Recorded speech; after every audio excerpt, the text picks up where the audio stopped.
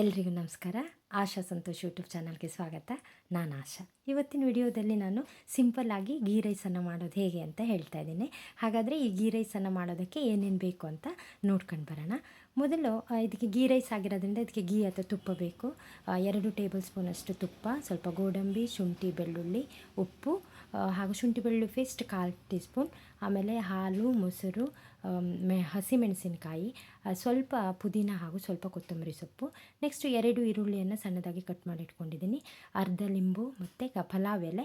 ಸ್ಪೈಸಸಲ್ಲಿ ಚಕ್ಕೆ, ಲವಂಗ, ಏಲಕ್ಕಿ, ಚಕ್ರಮೊಗ್ಗು, ದಾಲ್ಚಿನ್ನಿ ಇವುಗಳನ್ನ ತೊಗೊಂಡಿದ್ದೀನಿ. ಅದೇ ರೀತಿ 2 ಗ್ಲಾಸಷ್ಟು ಅಕ್ಕಿಯನ್ನು ತೊಗೊಂಡಿದ್ದೀನಿ. ಈ ಅಕ್ಕಿ ನೀರಲ್ಲಿ ನೆನೆ ಹಾಕಿ ಇಟ್ಟಿದ್ದೀನಿ. ಈ ಗೀ ರೈಸ್ ಮಾಡೋದಕ್ಕೆ ಸ್ಟಾರ್ಟ್ ಮಾಡಿದವಾಗ ಈ ಅಕ್ಕಿಯನ್ನು ನೆನೆ ಹಾಕಿದರೆ ಸಾಕು. ಅಂದರೆ 15 ನಿಮಿಷ ಇದು ನೀರಲ್ಲಿ ನೆನೆ ಇದ್ದರೆ ಸಾಕಾಗುತ್ತೆ. ಹಾಗಾದರೆ ಮೊದಲು ಇದು ನಾನು ಕುಕ್ಕರಲ್ಲಿ ಮಾಡ್ತಾಯಿದ್ದೀನಿ. ಮೊದಲು ಒಂದು ಕುಕ್ಕರಲ್ಲಿ ಇಟ್ಟು ಅದಕ್ಕೆ 2 ಟೇಬಲ್ ಸ್ಪೂನಷ್ಟು ತುಪ್ಪವನ್ನು ಹಾಕ್ಕೊಂಡು ತುಪ್ಪ ಬಿಸಿ ಆಗೋವರೆಗೂ ಸ್ವಲ್ಪ ಸಣ್ಣ ಉರಿಯಲ್ಲಿ ಕಾಯಿಸಬೇಕಾಗತ್ತೆ. ತುಪ್ಪ ಬಿಸಿ ಆದಮೇಲೆ ಇದಕ್ಕೆ ಚಕ್ಕೆ, ಲವಂಗ, ಏಲಕ್ಕಿ, ಚಕ್ರಮೊಗ್ಗು, ಕಾಳುಮೆಣಸು ಮತ್ತು ದಾಲ್ಚಿನ್ನಿ ಎಲೆ ಇವುಗಳನ್ನೆಲ್ಲ ನಾನಿಲ್ಲಿ ಹಾಕ್ಕೊಂಡಿದ್ದೀನಿ. ಸ್ವಲ್ಪ ಕಸೂರಿ ಮೇಥಿ ಕೂಡ ಇಲ್ಲಿ ಹಾಕ್ಕೊಂಡಿದ್ದೀನಿ. ಇದನ್ನು ಸಣ್ಣ ಉರಿಯಲ್ಲೇ ಫ್ರೈ ಆಗೋದಕ್ಕೆ ಬಿಡಬೇಕಾಗತ್ತೆ. ಇದು ಇಲ್ಲಿ ಶುಂಠಿ ಬೆಳ್ಳುಳ್ಳಿ ಪೇಸ್ಟ್ ಕೂಡ 1/4 ಟೇಬಲ್ ಸ್ಪೂನ್ ತೊಗೊಂಡಿದ್ದೀನಿ. ಬಟ್ ಸಣ್ಣದಾಗಿ ಕಟ್ ಮಾಡ್ಕೊಂಡಿರುವಂಥ ಶುಂಠಿ ಬೆಳ್ಳುಳ್ಳಿ ಕೂಡ ಇದಕ್ಕೆ ಹಾಕ್ಕೊಂಡಿದ್ದೀನಿ. ಇದನ್ನು ಸಣ್ಣ ಉರಿಯಲ್ಲಿ ಈಗ ಇದನ್ನು ಬೇಯಿಸ್ಕೊಳ್ಳೋಣ. ನೆಕ್ಸ್ಟ್ ಇದಕ್ಕೆ 1/4 ಟೇಬಲ್ ಸ್ಪೂನಷ್ಟು ನಾನು ಶುಂಠಿ ಬೆಳ್ಳುಳ್ಳಿ ಪೇಸ್ಟ್ ಹಾಕಿದ್ದೀನಿ. ಮತ್ತು ಜಾಸ್ತಿ ಇಲ್ಲ ಅಂದರೆ ಅದರ ಸ್ಮೆಲ್ ಮತ್ತೆ ಬರ್ತಾ ಇರುತ್ತೆ, ಅದಕ್ಕೋಸ್ಕರ ಇದಕ್ಕೆ ಸ್ವಲ್ಪ ಹಾಕಿದ್ದೀನಿ. ನೆಕ್ಸ್ಟ್ ಇದು ಹಸಿ ಪಲಾವ್ ಎಲೆಯನ್ನು ಕೂಡ ಇದಕ್ಕೆ ಹಾಕ್ಕೊಂಡು ಸಣ್ಣ ಉರಿಯಲ್ಲಿ ಇದನ್ನು ಫ್ರೈ ಮಾಡ್ಕೊಳ್ಳೋಣ. ಇದು ಫ್ರೈ ಆಗ್ತಾ ಇರಬೇಕಾದ್ರೆ ಸ್ವಲ್ಪ ಗೋಡಂಬಿ ಕೂಡ ಇಲ್ಲಿ ನಾನು ಹಾಕ್ಕೊಂಡಿದ್ದೀನಿ. ಇನ್ನು ತುಂಬ ಜಾಸ್ತಿ ಬೇಕು ಅನ್ನೋರು ಜಾಸ್ತಿ ಗೋಡಂಬಿಗಳನ್ನು ಕೂಡ ಹಾಕ್ಕೊಳ್ಬೋದು. ನಾನಿಲ್ಲಿ ಒಂದು 10ರಿಂದ 12 ಗೋಡಂಬಿಯನ್ನು ಹಾಕ್ಕೊಂಡಿದ್ದೀನಿ. ಇದಾದ ನಂತರ ಹೆಚ್ಚಿಟ್ಟಿರುವಂತಹ ಕೊತ್ತಂಬರಿ ಸೊಪ್ಪು, ಪುದೀನ ಹಾಗೂ ಹಸಿರು ಮೆಣಸಿನಕಾಯಿನ ನಾನು 5ರಿಂದ 6 ಹಸಿರು ಮೆಣಸಿನಕಾಯಿನ ತೊಗೊಂಡಿದ್ದೀನಿ. ಖಾರ ಜಾಸ್ತಿ ಬೇಕು ಅನ್ನೋರು ಇನ್ನೂ ಕೂಡ ಜಾಸ್ತಿ ಹಾಕ್ಕೊಳ್ಬೋದು. ಇದು ಬಿಟ್ಟರೆ ಮತ್ತು ಇದಕ್ಕೆ ಬೇರೆ ಖಾರವನ್ನು ನಾವಿಲ್ಲಿ ಸೇರಿಸೋದಿಲ್ಲ. ಇದಿಷ್ಟನ್ನು ಚೆನ್ನಾಗಿ ಫ್ರೈ ಮಾಡ್ಕೊಳ್ಬೇಕು. ಸಣ್ಣ ಉರಿಯಲ್ಲಿ ಇದನ್ನು ಫ್ರೈ ಮಾಡ್ಕೋಬೇಕು. ಇದು ಫ್ರೈ ಆದಮೇಲೆ ಹೆಚ್ಕೊಂಡಿಟ್ಟಿರುವಂತಹ 2 ಈರುಳ್ಳಿಯನ್ನು ಇದಕ್ಕೆ ಹಾಕ್ಕೊಳ್ಬೇಕಾಗತ್ತೆ. ಈರುಳ್ಳಿ ಗೋಲ್ಡನ್ ಬ್ರೌನ್ ಬರೋವರೆಗೂ ಕೂಡ ನಾವು ಚೆನ್ನಾಗಿ ಇದನ್ನು ಹುರ್ಕೊಳ್ಬೇಕು. ಈಗ ಸ್ವಲ್ಪ ಫ್ಲೇಮನ್ನು ಜಾಸ್ತಿ ಮಾಡ್ಕೊಳ್ಬೋದು ಈರುಳ್ಳಿ ಬೇಯೋ ತನಕ. ಈ ರೀತಿ ನಾವು ಇದನ್ನು ಫ್ರೈ ಮಾಡ್ಕೊಳ್ಬೇಕಾಗತ್ತೆ. ಸಣ್ಣ ಉರಿಯಲ್ಲಿ ಸ್ವಲ್ಪ ಉರಿಯನ್ನು ನಾವು ಜಾಸ್ತಿ ಇಟ್ಕೊಂಡು ಇದೆಲ್ಲ ಫ್ರೈ ಮಾಡಬೇಕು. ಇದಕ್ಕೆ ಫ್ರೈ ಮಾಡಾದಮೇಲೆ ಈರುಳ್ಳಿ ಬೆಂದಾದಮೇಲೆ ಇದಕ್ಕೆ ನೆನೆಸಿಟ್ಟಿರುವಂತಹ ಅಕ್ಕಿಯನ್ನು ಇದಕ್ಕನ್ನೇ ಹಾಕ್ಕೊಳ್ತಾ ಇದ್ದೀನಿ.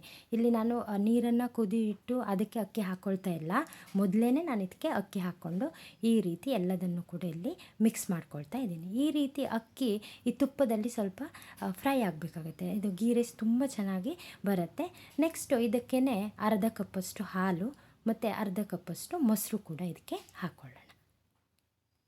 ಈ ರೀತಿ ಹಾಲು ಮತ್ತು ಮೊಸರನ್ನು ಹಾಕ್ಕೊಂಡಾಗ ಇದನ್ನು ಚೆನ್ನಾಗಿ ಮಿಕ್ಸ್ ಮಾಡಬೇಕಾಗತ್ತೆ. ಈ ರೀತಿ ಇದು ಮಿಕ್ಸ್ ಆದಮೇಲೆ ನಾನು 2 ಲೋಟಷ್ಟು ಅಕ್ಕಿ ತೊಗೊಂಡಿದ್ದೆ ಮತ್ತು ಇದಕ್ಕೆ ರುಚಿಗೆ ತಕ್ಕಷ್ಟು ಉಪ್ಪನ್ನು ಕೂಡ ಹಾಕ್ಕೊಳ್ಳೋಣ. ನಾನಿಲ್ಲಿ ಸಣ್ಣ ಸ್ಪೂನಲ್ಲಿ 2 ಚಮಚಷ್ಟು ಉಪ್ಪನ್ನು ಹಾಕ್ಕೊಂಡಿದ್ದೀನಿ. 2 ಗ್ಲಾಸ್ ಅಕ್ಕಿಗೆ ಸಣ್ಣ ಟೀ ಸ್ಪೂನಲ್ಲಿ 2 ಚಮಚ ಉಪ್ಪನ್ನು ಇದಕ್ಕೆ ಹಾಕ್ಕೊಂಡು ಒಳ್ಳೆ ಮಿಕ್ಸ್ ಮಾಡ್ಕೊಳ್ತಾ ಇದ್ದೀನಿ. ಇದು ಸ್ವಲ್ಪ ಬಿಸಿ ಆಗ್ತಾ ಇದೆ, ಕುದಿ ಬರ್ತಾ ಇದೆ. ಆ ಟೈಮಲ್ಲಿ ಇದಕ್ಕೆ ನೀರನ್ನು ಹಾಕ್ಕೊಳ್ಳೋಣ. ನಾನು 2 ಗ್ಲಾಸ್ ಅಕ್ಕಿ ತೊಗೊಂಡಿರೋದ್ರಿಂದ ಅದೇ ಗ್ಲಾಸಲ್ಲಿ 4 ಗ್ಲಾಸಷ್ಟು ನೀರನ್ನು ಹಾಕ್ಕೊಳ್ತಾ ಇದ್ದೀನಿ. ಸ್ವಲ್ಪ ಕಡಿಮೆ ಮಾಡಿದರೂ ಅಡ್ಡಿಲ್ಲ, ಯಾಕಂದರೆ ಹಾಲು ಮತ್ತು ಮೊಸರನ್ನು ಹಾಕಿಟ್ಟಿರ್ತೀವಿ. ತುಂಬ ಇದು ಸ್ಮೂತ್ ಆದರೂ ಅಷ್ಟು ಚೆನ್ನಾಗಿರೋದಿಲ್ಲ. ಇಷ್ಟು 4 ಅಥವಾ 4ಕ್ಕಿಂತ ಸ್ವಲ್ಪ ಕಡಿಮೆ ನೀರನ್ನು ಹಾಕ್ಕೊಳ್ಬೋದು. ಇದೇ ಟೈಮಲ್ಲಿ ಒಂದು ಅರ್ಧ ಲಿಂಬು ಹಣ್ಣನ್ನು ಇದಕ್ಕೆ ಹಿಂಡ್ಕೊಳ್ಳೋಣ. ಈ ರೀತಿ ಇದು ಕುದೀತಾ ಇರಬೇಕಾದ್ರೆ ಇದಕ್ಕೆ ಕುಕ್ಕರ್ನ ಮುಚ್ಚಳವನ್ನು ಹಾಕಿ ಮುಚ್ಚೋಣ ಮತ್ತು ಇದನ್ನು 3 ವಿಸಲ್ ಬರೋ ತನಕ ಬೇಯಿಸಬೇಕಾಗತ್ತೆ. ಇದು ಕುಕ್ಕರಲ್ಲಿ ಸಿಂಪಲ್ಲಾಗಿ ನಾವು ಮಾಡ್ಕೊಳ್ಬೋದು. ಈಸಿಯಾಗಿ ಒಂದು 15 ಮಿನಿಟ್ಸ್ ಒಳಗಡೆ ನಾವು ಇದನ್ನು ಮಾಡಿಕೊಂಡು ತಿನ್ಬೋದು. ಈ ರೀತಿ ಚೆನ್ನಾಗಿ ಬಂದಿದೆ. ಇದಕ್ಕೆ ನೀರು ಕೂಡ ಕರೆಕ್ಟಾಗಿದೆ. ಈ ರೀತಿ ಗೀ ರೈಸ್ನ ಘಮ ಬರ್ತಾ ಇದೆ. ಇದು 15 ನಿಮಿಷದಲ್ಲಿ ನಾವು ಈಸಿಯಾಗಿ ಈ ರೀತಿ ಗೀ ರೈಸನ್ನು ಮಾಡ್ಕೋಬೋದು. ಇದಕ್ಕೆ ದಾಲ್ ಜೊತೆ ಇದನ್ನು ತಿಂದರೆ ತುಂಬ ಚೆನ್ನಾಗಿರುತ್ತೆ. ನೋಡಿದ್ವಲ್ಲ ಹೇಗೆ ಸಿಂಪಲ್ಲಾಗಿ ಗೀ ರೈಸ್ ಮಾಡೋದು ಅಂತ.